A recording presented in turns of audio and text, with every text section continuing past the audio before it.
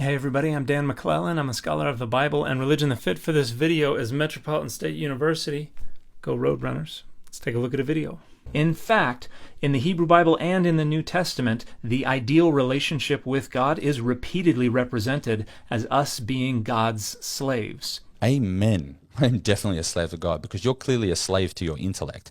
I think you should probably reconsider the significance of saying that you are a slave to God because I am a slave to my intellect. Also, if you're a slave to God, that means God is a slave master. And if slavery is sinful, if being a slave master today is sinful, then you're suggesting God is occupying a sinful identity. And I know that you have ways to negotiate that away, but all that does is demonstrate once again that you have to negotiate with the text in order to reconcile it with your own circumstances. Most Christians flatly ignore the fact that polygamy is normative throughout the Hebrew Bible and is never addressed anywhere in the New Testament. You call yourself a biblical scholar and you make that qualification there that the New Testament doesn't speak into that. Matthew 19, Genesis 2:24, just mentioned it from the very beginning. One man, one woman, one husband, one wife, one flesh. So that was always the intention. Jesus clarified that for us. You continue to put your renegotiations on display. Genesis 2:24 is not prescribing monogamy.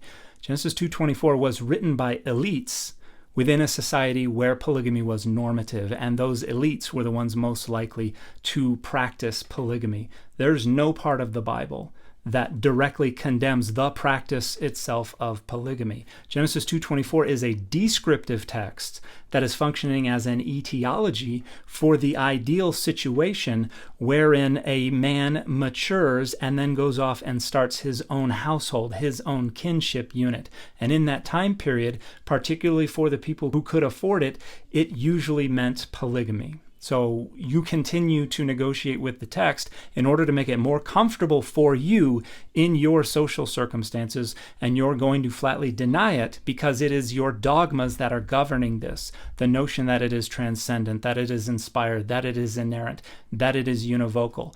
No data support any of those dogmas, but those are what govern your attempt to try to figure out what those authors thought, and that is why you have strict boundaries that you have placed on what they are allowed to be saying. But the reason you qualify that is because polygamy is okay in Mormonism. That's fine. It's a practice that still goes on today, even though the church has disavowed that that's the case. It's practiced that for many, many, many years and it's continued to do so in certain aspects of Mormonism. So ultimately, you advocate for that position. The Bible doesn't. No, I'm not advocating for polygamy. I don't like polygamy at all. I would never advocate for polygamy. So this is just your attempt to try to use petty and naive sectarianism as rhetorical prophylaxis for an argument that sits well within the mainstream that you are just not capable of engaging. All people who treat the Bible as an authoritative text have to negotiate with it, and it is precisely their cultural norms that govern that negotiation. Now, I mean, it's always going to affect our biases and our certain presuppositions based on the culture that we do grow up in. But if we're motivated by understanding what the apostles thought and trying to collate as much historical data in order to come to a decision and based on what John thinks or what Paul thinks, I think that's the fair, most balanced way. I hope that one day you will be able to set aside your dogmas so that you can allow them to function on their own terms. Because right now, you have very strict rules about what they are and are not allowed to say. They want to assert that the Bible has an authority that transcends the social context, but it just doesn't. Every last syllable of the Bible is socially contingent.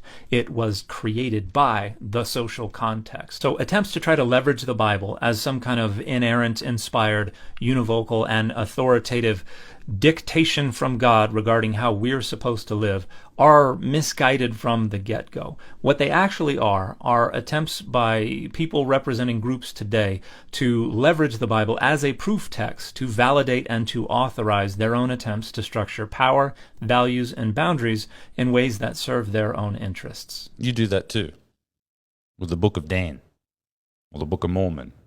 I mean, you're guilty of that as well. But the only difference is you can arbitrarily apply who can do that. I don't. I just see it for what it is. I see what you're doing.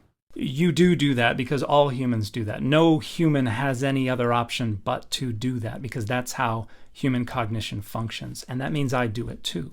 The difference, however, is that I'm a specialist in cognitive linguistics and the cognitive science of religion. And so I spend an awful lot more time looking at my own implicit biases and interrogating my own scholarly positions and findings to try to correct that when it does lead me in the wrong direction. And I've demonstrated many times on my channel that if someone is able to show the data disagree with my position, I'm happy to apologize and to change, because I am aware that I am doing that, and I want to make sure that I try to minimize it to the degree possible.